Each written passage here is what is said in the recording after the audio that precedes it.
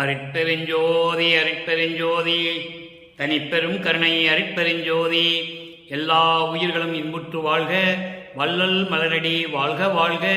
கொல்லா விரதம் குவளை எல்லாம் ஓங்குக, நல்லோர் நினைத்த நலம் பெறுக, நன்று நினைத்த எல்லோரும் வாழ்க இசைந்து. உலக மக்களே, அறிவார்ந்த அன்பர்களே, ஆண்மநேய ஒருமைப்பாடுடைய அன்பர்களே, வல்லப்பமான கல்லிய திருவுட்பாவில் 2ஆம் திருமுறையில் 112வது பதிகம் வேட்கை கொத்து என்ற பதிகத்தில் இருக்கின்ற பாடலுடைய விளக்கங்களை பார்த்து கொண்டிருக்கிறோம். வேட்கை கொத்து என்பது இறைவனுடைய அருளை முழுமையாக பெற வேண்டும் என்ற ஒரு ஏக்கம், ஒரு தவிப்பு. அருள் வேட்கை, எப்படியாவது இறைவனுடைய அருளை முழுமையாக பெற வேண்டும் என்ற ஒரு தவிப்பு, அதுதான் வேட்கை கொத்து என்று வளர்ப்பமாக நமக்கு அருளியிருக்கிறார்கள். அந்த பதியத்தில் இருக்கின்ற 10 பாடல்களுடைய விளக்கங்களில் இதுவரை நாம் 7 பாடலுடைய விளக்கங்களை பார்த்திருக்கிறோம். இன்று 8வது பாடல். சமயங்களும் மதங்களும் மார்க்கங்களும் சூழ்ந்திருந்த காலகட்டங்களில் இந்த சமயங்களும் மதங்களும் மார்க்கங்களும் எப்படியெல்லாம் இறைவனை பல பெயர்களிலே அழைத்து கொண்டிருந்தன என்பதையும், இந்த மண்ணுலைக்கு வருவிக்க உற்று எதையும் அறியாத நிலையில் வல்லப்பமான் எப்படி இந்த சமயங்களையும் மதங்களையும் மார்க்கங்களையும் சார்ந்து இருந்தார் என்பதையும், அதன் பிறகு இறைவன் வந்து ஆட்கொண்ட பிறகு தன்னுடைய நிலையை அறிந்து கொண்ட பிறகு, அந்த மறைப்பு நீங்கிய பிறகு, சமரச சுத்த சன்மார்க்கத்தை பெற்ற பிறகு இறைவனுடைய நிலையையும், சமரச சுத்த சன்மார்க்கம் எப்படிப்பட்ட ஒரு தனி மார்க்கம் என்பதையும், சமயங்களும் மதங்களும் மார்க்கங்களும் சாராத ஒரு தனி மார்க்கம் என்பதையும் இந்த உலக மக்களுக்கு அறிவித்ததை நாம் பார்த்து கொண்டிருக்கிறோம். அந்த வகையில் நாம் பார்க்க வேண்டிய பாடல் 2ஆம் திருமுறை 112வது பதிகம் வேட்கை கொத்து 8வது பாடல். இறைவனுடைய அருளை முழுமையாக பெற வேண்டும் என்ற ஆதங்கம், ஒரு ஏக்கம், ஒரு பரிதவிப்பு. இப்போ இந்த பாடலை கவனிங்க. கண்ணனையான் என்னுயிர் கலந்து நின்ற கணவன் தன்னை தலைவியாகவும் இறைவனை தலைவனாகவும் உள்ளத்தை தோழியாகவும் வர்ணனை செய்து இந்த பதிகத்திலே 10 பாடல்களை நமக்கு அருளியிருக்கிறார்கள். ஒவ்வொரு பாடலிலும் ஒவ்வொரு விதமாக இறைவனுடைய நிலையை எப்படி சொல்லுகிறார் என்பதை பார்த்து கொண்டிருக்கிறோம்.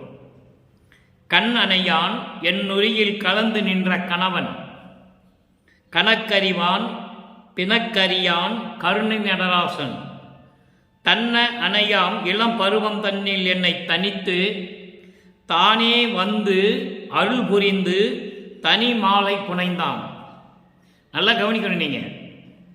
அப்போ இந்த மண்ணுலைக்கு வருவிக்க உற்று 9 ஆண்டுகள் வரையிலும் தான் யார் என்ற நிலை அவருக்கே தெரியாது. அந்த மறைப்பு இருந்தது. இறைவன் அந்த இளம் பருவத்திலே ஆண்டு கொண்ட பிறகு அதைதான் மாலையிட்டான் என்று சொல்லுவார். தன்னை ஒரு பெண்ணாக உருவகப்படுத்தியதால் மாலையிட்டான் என்று சொல்லுவார். மாலையிட்டான் என்பது ஆண்டு கொண்டான் என்பது பொருள். தனி மாலை புனைந்தான்.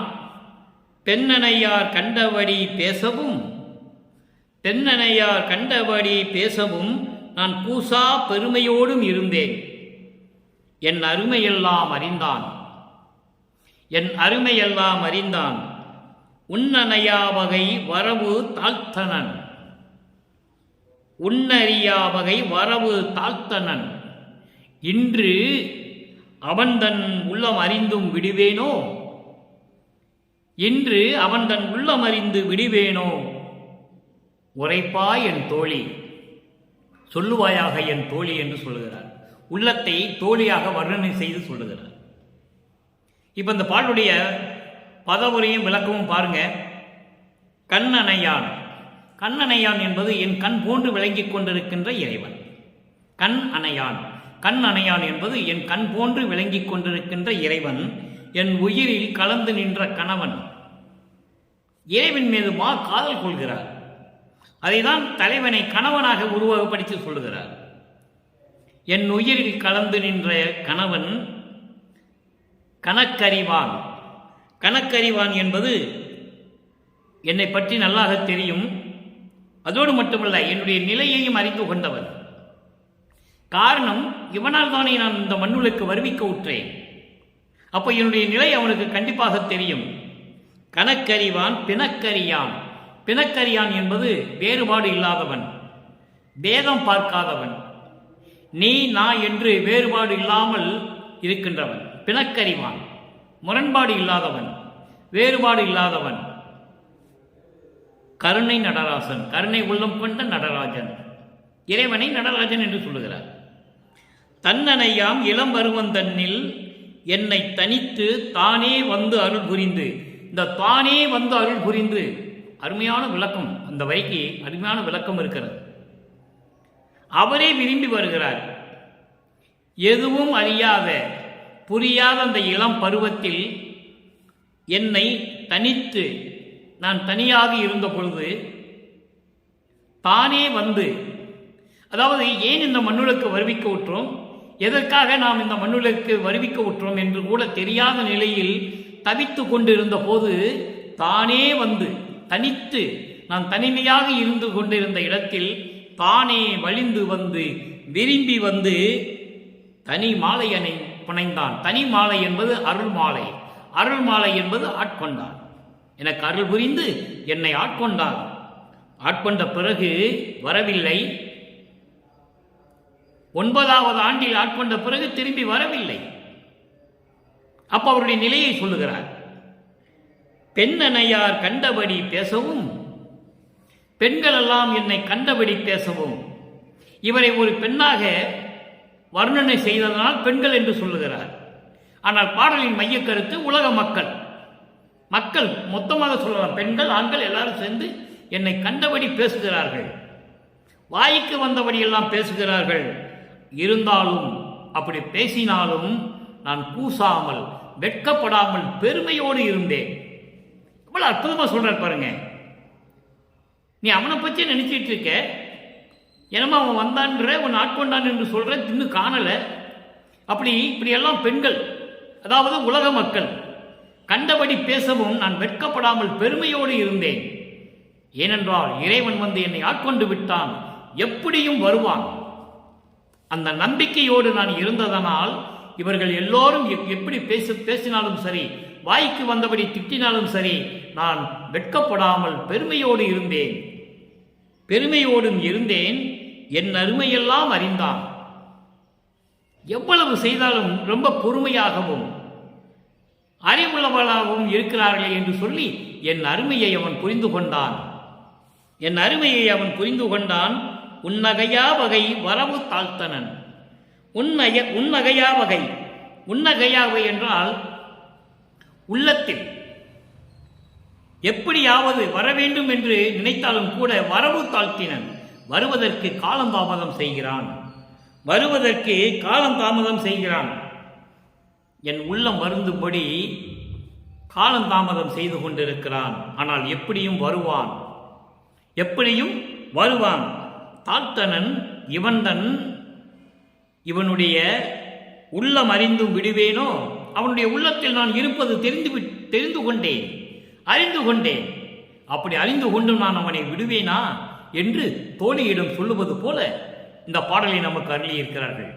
பாடலின் மைய கருத்து என்னவென்றால், என் கண் போன்ற இறைவன், என் உயிரினில் கலந்து நின்ற இறைவன், என்னுடைய நிலையை தெரிந்து கொண்ட இறைவன், அவனால் தானே நான் வருவிக்க உற்றேன்.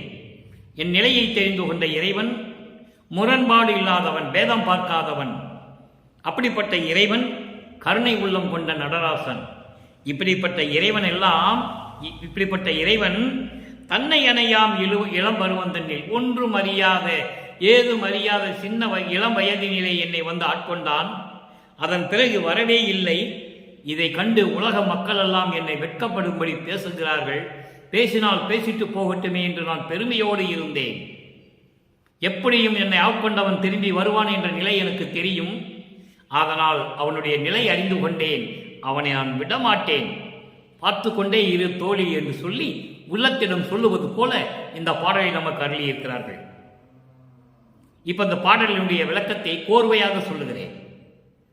என் கண் போன்றவன், என் உயிரில் கலந்து நின்ற கணவன், என் நிலையை அறிந்து கொண்டவன், பேதம் இல்லாதவன், அதாவது வேறுபாடு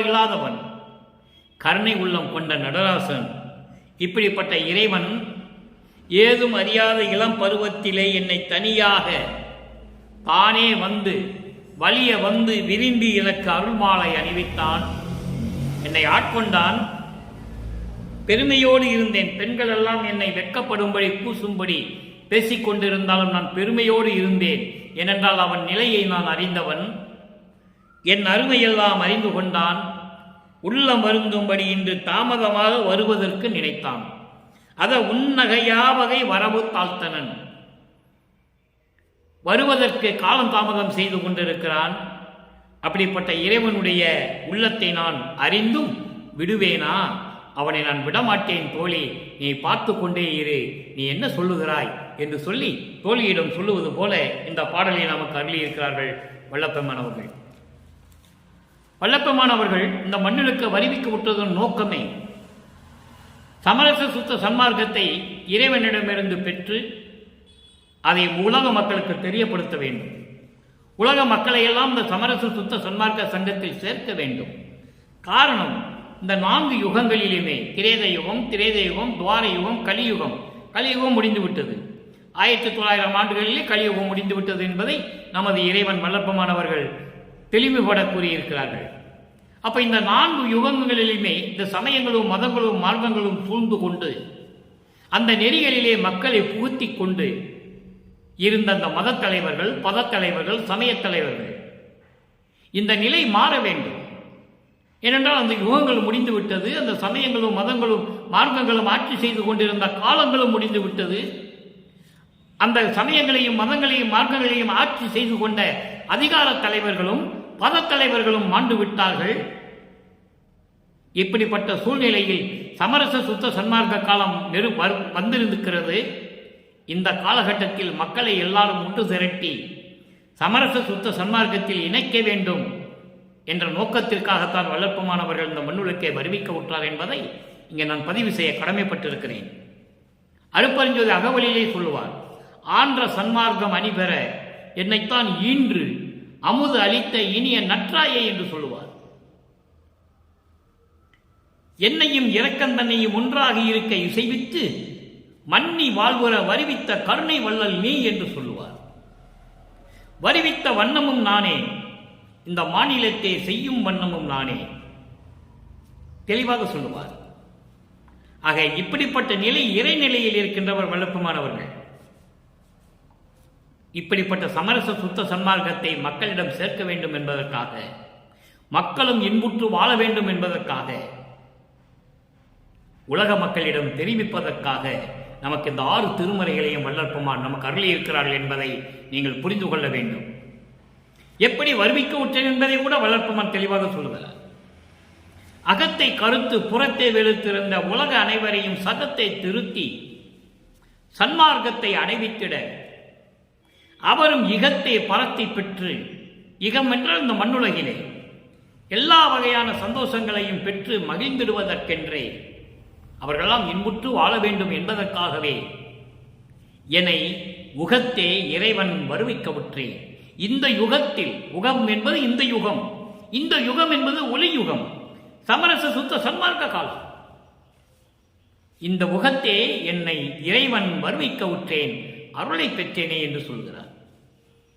இப்போ சமரச சுத்த சன்மார்க்கத்தை பெற்ற பிறகு 2ஆம் திருமுறையிலே நாம் பார்த்த பாடலிலே இறைவனுடைய நிலையை அறிந்து நான் விடுவேனா, என்னை ஆட்கொண்டவன் திரும்பி வரவில்லை, இளவயதிலே ஆட்கொண்டு விட்டு சென்று விட்டான், வரவில்லை, அவன் வரவை நான் எதிர்பார்த்து கொண்டிருக்கிறேன். இதை பார்த்து உலக மக்கள் எல்லாம் கேலியாகவும் கிண்டலாகவும் பேச நான் வெட்கப்படாமல் பெருமையோடு நின்று கொண்டிருக்கிறேன் என்று 2ஆம் திருமுறையிலே சொல்கிறார்.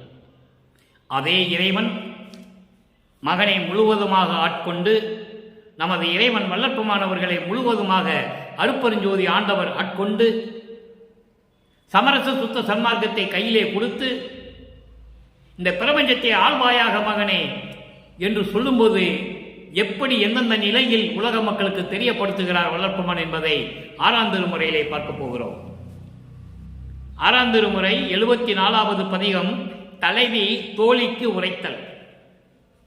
இங்கே 2ஆம் திருமுறையிலே இன்று நாம் பார்த்த பாடலிலே தலைவி பாங்கியிடம் கூறல். பாங்கி என்பது தோழி. அங்கே தோழியிடம் எப்படி கூறுகிறார்? இப்போ தலைவி தோழியிடம் எப்படி கூறுகிறார்? தலைவி தோழிக்கு உரைத்தல் 8வது பாடல். வேட்கை குத்தில் பார்த்த 8வது பாடலுக்கு இங்கே விளக்கம் இருக்கிறது. அறிவில் அறிவை அறியும் பொதுவில். தோழிக்கு சொல்கிறார். தோழி என்பது உள்ளம்.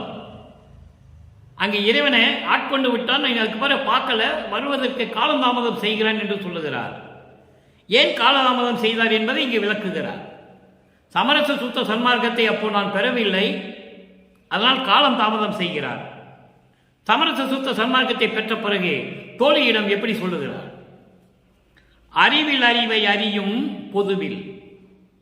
அறிவில் அறிவை அறியும் பொதுவில் ஆனந்த திருநடம் நான் காணல் வேண்டும். செறிவில் அறிவாகி செல்வாயோ தோழி, செல்லாமல் மெய்நெறி வெல்வாயோ தோழி. அறிவில் அறிவை என்பது மெஞ்ஞான அறிவு. நான் ஏற்கனவே இந்த மெஞ்ஞான அறிவுக்கு நிறைய விளக்கங்கள் கொடுத்திருக்கிறேன். கிட்டத்தட்ட 2.5 ஆண்டு காலமாக நான் இந்த விளக்கம் கொடுத்து கொண்டிருக்கிறேன். 2.5 ஆண்டுகளாக யூடியூப்பில் நான் பேசிக் கொண்டிருக்கிறேன். ஒவ்வொரு பாடல்களிலும் இந்த விளக்கம் கொடுத்து கொண்டிருக்கிறேன். ஞானம் என்பது வேறு, மெஞ்ஞானம் என்பது வேறு.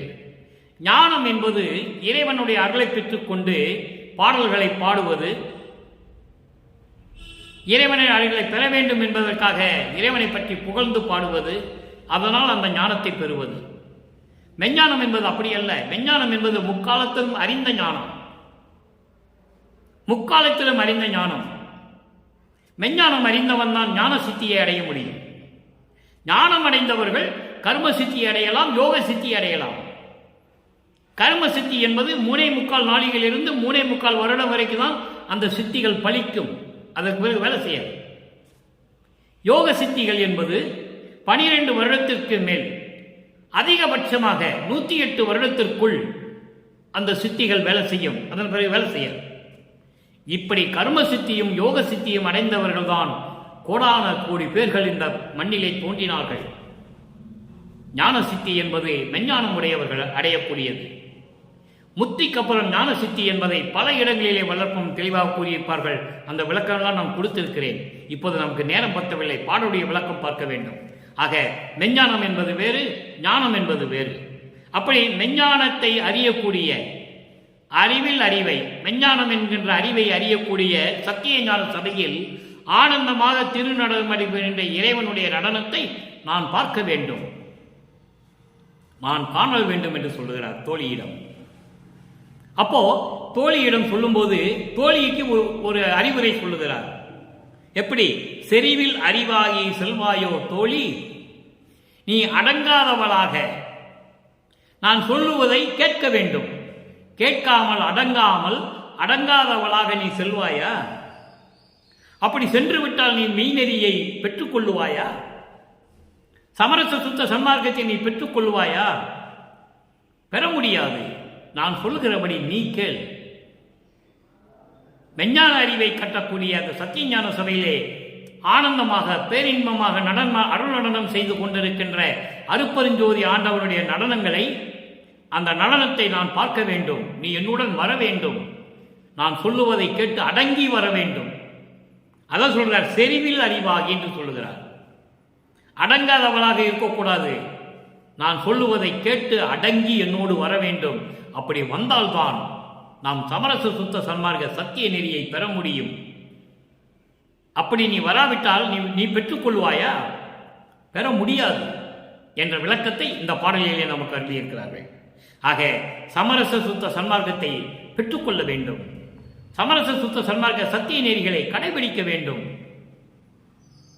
என்பதை உலக மக்களுக்கு தெளிவாக விளப்பமான இந்த பாடலிலே நமக்கு அருளியிருக்கிறார்கள். சத்தியஞான சபைக்கு செல்ல வேண்டும். அங்கதானே எல்லாமே இருக்கிறது. உத்தரஞான சிதம்பர மாலையிலே 10 பாடல்களை அருமையாக சொல்லுவார். ஒத்தாரையும் இழிந்தாரையும் நேர்கண்டு உவக்க ஒத்தாரை வாழவிப்பது உத்தரஞான சிதம்பரமே. சமயங்களையும் மதங்களையும் மார்க்கங்களையும் சார்ந்தவர்கள் யார் யார் வருகிறார்கள்? கொலையும் கொலையும் தவிர்க்காதவர்கள் யார் வருகிறார்கள்? சைவ நெறியை கடைபிடிக்காதவர்கள் யார் வருகிறார்கள்? சமரச சுத்த சன்மார்க்கத்தை சேர்ந்த அன்பர்களும் சாதுக்களும் யார் யார் வருகிறார்கள் என்று நேர்கண்டு ஆராய்ச்சி செய்து அவர்களை கண்டுகொண்டு ஒத்தாருக்கு மட்டும் சமரச சுத்த சன்மார்க்கத்தை கடைபிடிப்பவர்களுக்கு மட்டும் மகிழ்ச்சியோட வாழ வைப்பது உத்தரஞான சிதம்பரம். மீதெல்லாம் நீக்கிக் கொள்ளுகிறார், புறந்தள்ளி விடுகிறார். நீங்கள்லாம் புற இனத்தார்கள், வெளியே போவனுக்கு அருளே கிடைக்காது. ஆக உத்தரஞான சிதம்பரத்தின் நிலையை இங்கே சொல்லுகிறார். சத்தியஞான சபைக்கு வர வேண்டும். எப்படி வர வேண்டும்? சமரச சுத்த சன்மார்க்க சத்திய நெறியோடு வர வேண்டும். அப்படி வந்தால் உங்கள் வாழ்வு செழிக்கும் என்பதை வல்லற்பமான் இந்த பாடலை நமக்கு அருளி இருக்கிறார்கள். அடுத்து 76வது பதியம். பாங்கி தலைவி பெற்றி, பற்றி இல்லை பெற்றி. பெற்றி என்பது தன்மை, தலைவியினுடைய தன்மையை பற்றி எங்க சொல்லுகிறார்? தலைவனிடம் சொல்லுகிறது தோழி. உள்ளம் சொல்லுகிறது, உள்ளம் இறைவனிடம் சொல்லுகிறது தன்னுடைய தலைவியுடைய தன்மையை பற்றி. 8வது பாடல் நல்லா கவனிங்க. ஊராசை, உடலாசை, உயிர் பொருளின் ஆசை, உற்றவர் பெற்றவர் ஆசை, ஒன்றுமிலால் ஒன்றும் இலால். வல்லற்பெருமானுடைய நிலையை அவர் சொல்லுகிறார். ஒரு தோழி சொல்லுவது போல, ஒரு தோழி இறைவனிடம் சொல்லுவது போல, உள்ளம் இறைவனிடம் சொல்லுவது போல தன்னுடைய நிலையை சொல்லுகிறார். எனக்கு மண்ணாசை, பெண்ணாசை, பொன்னாசை எனக்கு இல்லை. பல இடங்களிலே சொல்லுவார். அதை இந்த பாடலிலே சொல்லுகிறார். அதை ஒரு பெண்ணாக உருவகப்படுத்தி உள்ளம் தோழி தன்னுடைய தலைவியினுடைய நிலையை, அந்த தன்மையை இறைவனிடம் சொல்லுவது போல இந்த பாடலை நமக்கு அருளி இருக்கிறார்கள். ஊராசை என்பது மண்ணாசை, உடலாசை என்பது பெண்ணாசை, உயிர் பொருளின் ஆசை என்பது பொன்னாசை. மண்ணாசை, பெண்ணாசை, பொன்னாசை இதை பெற்றவர்கள் எத்தனையோ பேர் இருக்கிறார்கள். அவர்கள் போலெல்லாம் இவள் இல்லை. என் தலைவி ஒன்றும் இல்லாத இந்த ஆசைகளே அவள்கிட்ட இல்லை. இந்த உலகம் தோன்றிய காலத்திலிருந்தே இந்த 3 ஆசைகளும் பெற்றவர்களும் உற்றவர்களும் நிறைய பேர் இருக்கிறார்கள். ஆனால் என் தலைவி ஒன்றும் இல்லாத, எனக்கு மண்ணாசை, பெண்ணாசை, பொன்னாசை எனக்கு கிடையாது என்று வல்லற்பெருமான் சொல்கிறார். ஆசை ஒன்றுமில்லால். அது மட்டுமல்ல, உமது பேராசை பேய் பிடித்தால், உன் மீது பேராசை கொண்டு காதல் கொண்டாள், காதல் கொண்டாள் உன் மீது. அதனால் பேய் பிடித்து பிச்சி போன்றாகிவிட்டாள், பேய் பிடித்து பைத்தியமாகிவிட்டாள். பேய் பிடித்தவள் போல திரிந்து கொண்டிருக்கிறாள். உன் மீது பேராசை கொண்டு, அவளுக்கு மண்ணாசை, பெண்ணாசை, பொன்னாசை கிடையாது. உன் மீது காதல் கொண்டு பேராசை கொண்டு இருந்ததனால் பேய் பிடித்து பைத்தியமாக திரிந்து கொண்டிருக்கிறாள். பிச்சி என பிதற்றுகின்றாள், பைத்தியம் போல் பேசிக் கொண்டிருக்கிறாள்.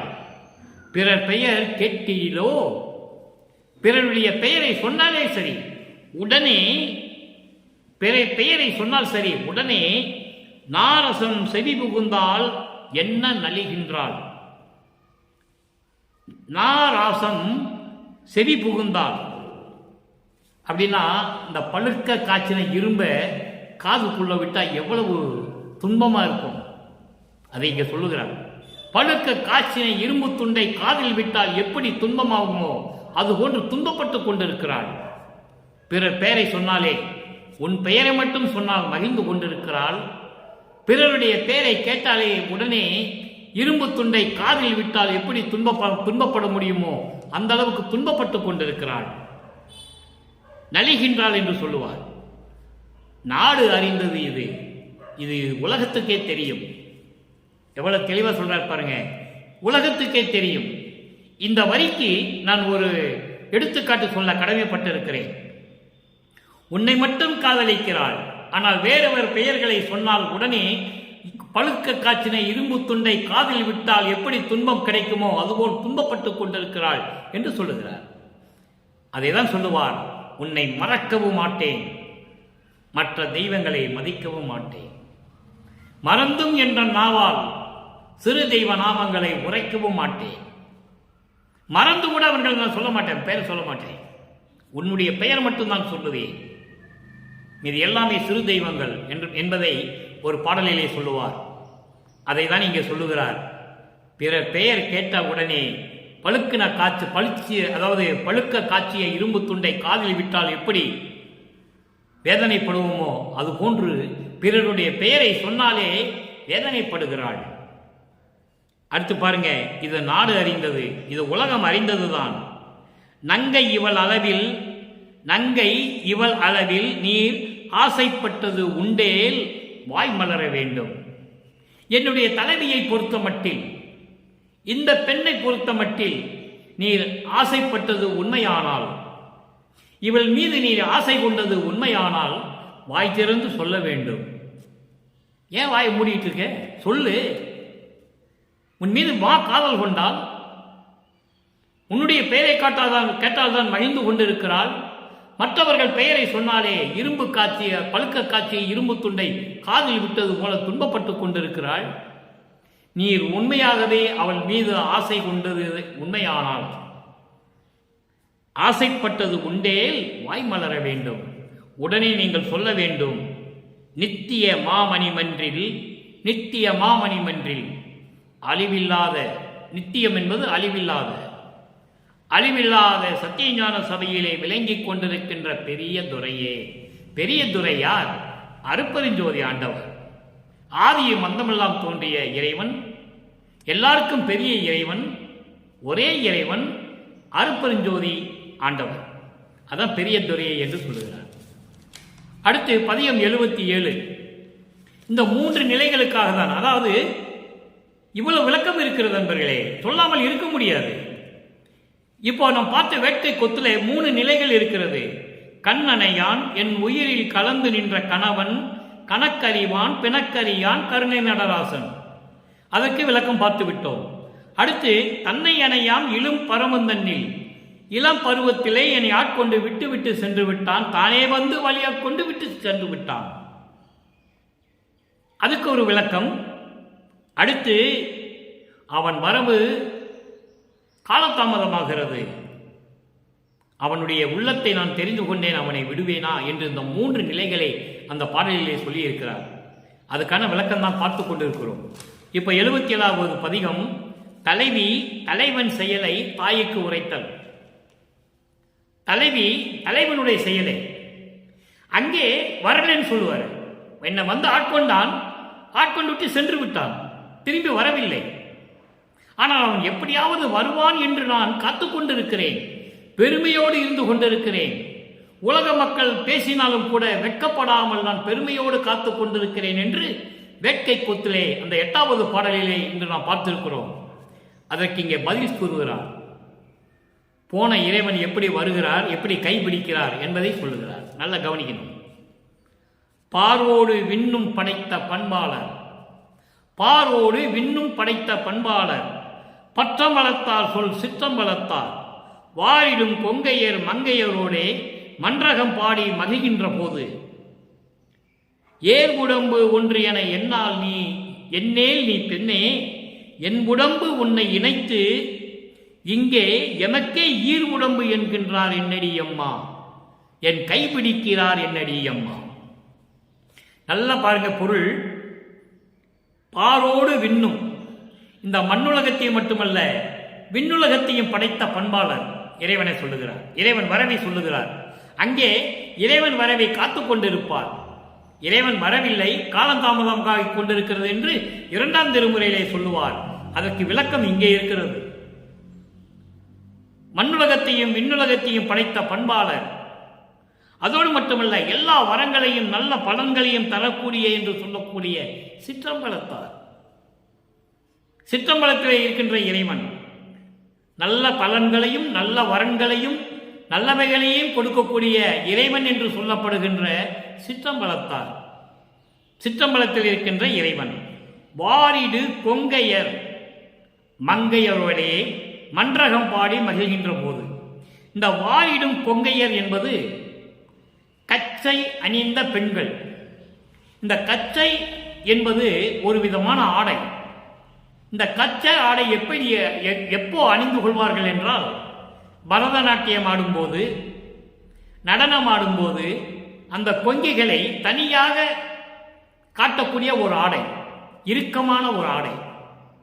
நீங்கள் பரதநாட்டியம் பார்த்துக்கலாம், அதனுடைய அழகே தனியாக இருக்கும், அற்புதமாக இருக்கும். அந்த நடனம் ஆடும்போது அந்த பெண்களுடைய ஆடை அலங்காரங்கள் பார்த்தீங்கன்னா ரொம்ப அழகாக இருக்கும். மற்ற நடனங்கள் ஆடும்போது அதனுடைய ஆடைகள்லாம் தனியாக இருக்கும். வெஸ்டர்ன் மியூசிக்கு போட்டு அந்த டான்ஸ் அதனுடைய ஆடைகள் விதம் தனி. இங்கே மன்றகம் பாடி என்று சொல்லுகிறார். மன்றகம் பாடி என்பது அம்பலப்பாட்டு. அம்பலப்பாட்டு என்பது அருள் நடனம் ஆடக்கூடிய பாட்டு. அப்போ அந்த அருள் நடனம் ஆடக்கூடிய பெண்களுடைய ஆடை அலங்காரத்தை சொல்லுகிறார். அதான் வாரிடு கொங்கையர் மங்கையரோடே, அப்படிப்பட்ட அழகான ஆடைகள் அணிந்த பெண்களோடே நான் அம்பலப்பாட்டு பாடி மகிழ் கொண்டிருந்த போது, நாங்கள்லாம் மகிழ்ந்து கொண்டிருந்த போது, நான் அந்த பெண்களோடு ஆடி பாடி மகிழ்ந்து கொண்டிருந்த போது, ஏன் உடம்பு என்று என எண்ணேல் நீ பெண்ணே, உன்னுடைய உடம்பு அழகான உடம்பு, பொன்னான உடம்பு என்று நீ எண்ணாதே பெண்ணே, அழகா சொல்லுகிறார். அப்போ அப்படியெல்லாம் நீ நினைக்காதே பெண்ணே, என் உடம்பு உன்னை இணைத்தால் உன் உடம்பு அழகாக இருக்கும். நான் உன்னோடு இணைந்து கொண்டால் நீ அழகாகி விடுவாய். என்ன செய்வது, எனக்கு இருக்கிறது 2 உடம்பா இருக்கிறதே. தன் உடம்பை பாதியை ஒரு பெண்ணைக்கு ஏற்கனவே கொடுத்தவர், அதை சொல்லுகிறார் இந்த பாடலில். இப்படிப்பட்ட கணவர் வந்து கொண்டிருக்கிறார். அவர் சொல்லுகிறார், உன் உடம்பு பொன்னான உடம்பு என்று நீ நினைக்காத பெண்ணே, நான் வந்து உன்னோட இணையணும். அப்போ உன் உடம்பு பொன்னான உடம்பாய்விடும். இருந்தாலும் எனக்கே 2 உடம்பாக இருக்கிறதே. ஏற்கனவே என் உடம்பை பாதியை ஒரு பெண்ணுக்கு நான் கொடுத்து விட்டேனே என்று சொல்லுகிறார். என்னடி அம்மா, என் கை பிடிக்கிறார் என்னடி அம்மா. எவ்வளவு அற்புதமா சொல்றார் பாருங்க. அதுக்கடுத்து பாருங்க, இறுதியாக இந்த உலக மக்களுக்கு கொடுக்கின்ற செய்தி, அதாவது உய்வகை கூறல். எப்படி மேம்பட வேண்டும், இந்த உலக மக்கள் எப்படி இருந்தால் மேம்பட முடியும், மேன்மையை அடைய முடியும், வாழ்க்கையை இன்பமாக அமைத்துக் கொள்ள முடியும் என்பதை 101வது பதிகம் உய்வகை கூறல் என்ற பதிகத்திலே 8வது பாடல். சமரச சுத்த சன்மார்க்கத்தை பெற்ற பிறகுதான் சமயங்களையும் மதங்களையும் மார்க்கங்களையும் சார்ந்திருந்த நிலையில் எந்த பலனும் அவருக்கு கிடைக்கவில்லையா, ஆட்கொண்டார், அதோடு சரி. இந்த நிலையை மக்களுக்கு உணர்த்த வேண்டும், உலக மக்களுக்கு தெரியப்படுத்த வேண்டும். சமயங்களும் மதங்களும் மார்க்கங்களும் சாராத இறைவன், சாதியும் மதமும் சமயமும் பொய்யென ஆதியில் உணர்த்திய அருட்பெருஞ்சோதி அகவல். சாதியும் மதமும் சமயமும் காணா ஆதி அநாதயம் அருட்பெருஞ்சோதி. அப்ப சமயங்களையும் மதங்களையும் மார்க்கங்களையும் சார்ந்திருந்தால் இறைவனுடைய அருளையும் செல்வங்களையும் பெற முடியாது என்பதை வல்லப்பெருமான் தெளிவாக நமக்கு திருவருட்பாவை அருளியிருக்கிறார்கள் என்பதை இங்கே குறிப்பிட கடமைப்பட்டிருக்கிறேன். இப்ப இந்த பாடலை பாருங்க. சமயம் ஓர் பல கோடியும், நல்லா கவனிக்கணும்.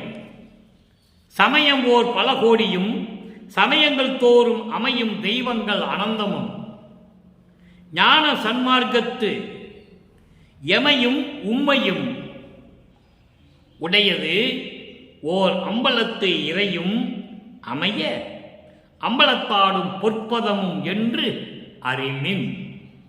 அறிமின் என்றால் அறிந்து கொள்ளுங்கள், உலக மக்களுக்கு சொல்லுகிறார். எப்படி? சமயங்கள் ஓர் பல கோடி. பல கோடி என்பது பல கோடி அல்ல, பல வகையான சமயங்கள். இந்த கோடி என்பதற்கு நிறைய விளக்கங்கள் இருக்கிறது. உலகியலிலே கூட உண்டு. உலகியலிலே துணி எடுக்க ஜவுளி கடைக்கு செல்லும்போது அப்போ சொல்லுவாங்க, நான் சின்ன குழந்தையா இருக்கும்போது சொல்லுவாங்க, எங்க கிளம்பிட்டீங்க அப்படின்னு கேட்கும்போது கோடி துணி எடுக்க போகிறோம் என்று சொல்லுவார்கள். கோடி துணி, கோட்டி துணி, கோடி துணி என்று சொல்லுவார்கள். கோடி துணி என்பது குடும்பத்துக்கு பல வகையான துணிகளை எடுக்க சொல்லுகிறோம்.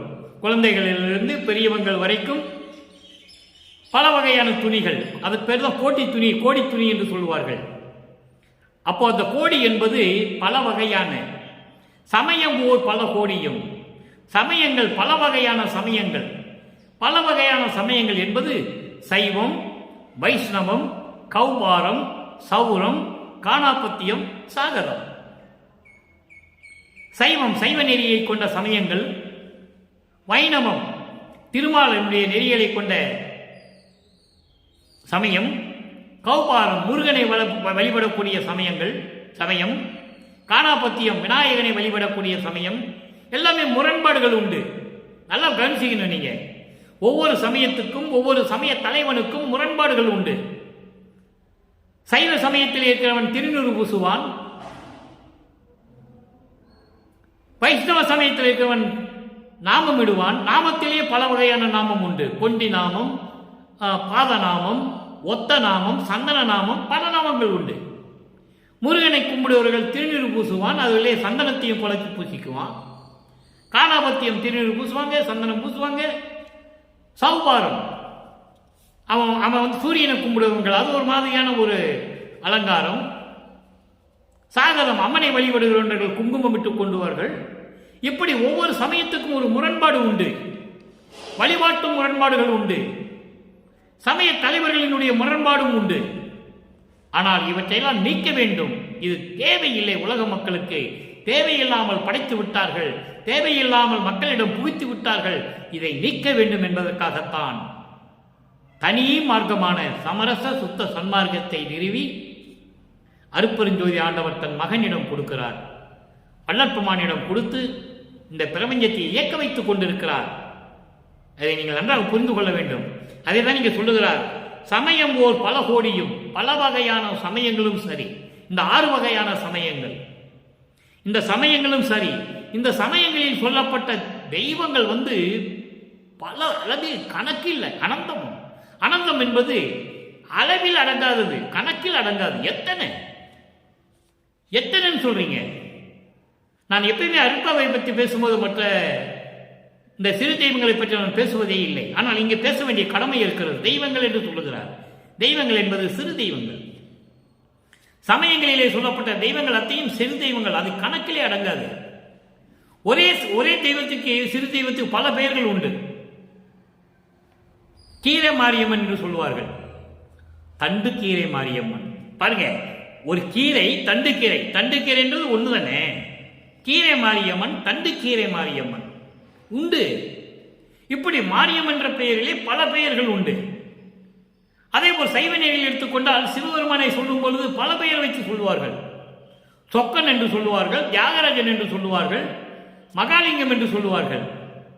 அதே போன்று வைஷ்ணவ சமயத்திலையும் சரி, திருமாலை பல பெயர்களிலே சொல்லுவார்கள். ஒவ்வொன்றுக்கு வேறுபாடு இருக்கும். மதுரையிலே நடக்கிற சொக்கநாதர் கோயிலில் நடக்கிற வழிபாடு திருவொற்றியூரில் நடக்காது. தெய்வம் ஒன்று தானே, ஒரே வழிபாடு தானே நடக்க வேண்டும். ஏன்? வேறுபாடுகள் உண்டு, முரண்பாடுகள் உண்டு. ஆனால் சமரச சுத்த சன்மார்க்கத்தை பொறுத்தவரையில் எந்த மாறுபாடுகள் கிடையாது. ஒரே இறைவன், ஒரே வழிபாடு, ஜோதி வழிபாடு. அதோட முடிஞ்சு போச்சு, அவ்வளவுதான். அந்த நிலையில் சொல்லுகிறார், சமயங்கள் ஓர் பல கோடியும், சமயங்கள் தோறும் அமையும் தெய்வங்கள் அனந்தமும். இப்படியெல்லாம் இருக்கின்றன. ஆனால் ஞான சன்மார்க்கத்திலே என்னையும் உங்களையும், எமையும் உம்மையும் என்று சொல்லுகிறார். உம்மை என்பது உலக மக்களை சொல்லுகிறார். என்னையும் உங்களையும் உடையது யாரு? அருட்பெருஞ்சோதி ஆண்டவர் என்ற இறைவனும், அம்பலத்திலே நடனமாடிக்கொண்டிருக்கின்ற அவனுடைய பொன்னான திருவடிகளும்.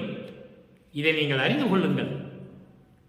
அருட்பெருஞ்சோதி ஆண்டவருடைய நிலை வேறுபாடு இல்லாத நிலை, முரண்பாடு இல்லாத நிலை, ஒரே வழிபாடு, ஜோதி வழிபாடு. இதைதான் உலக மக்களுக்கு தெரிவிக்கிறார் வள்ளற்பெருமான் அவர்கள்.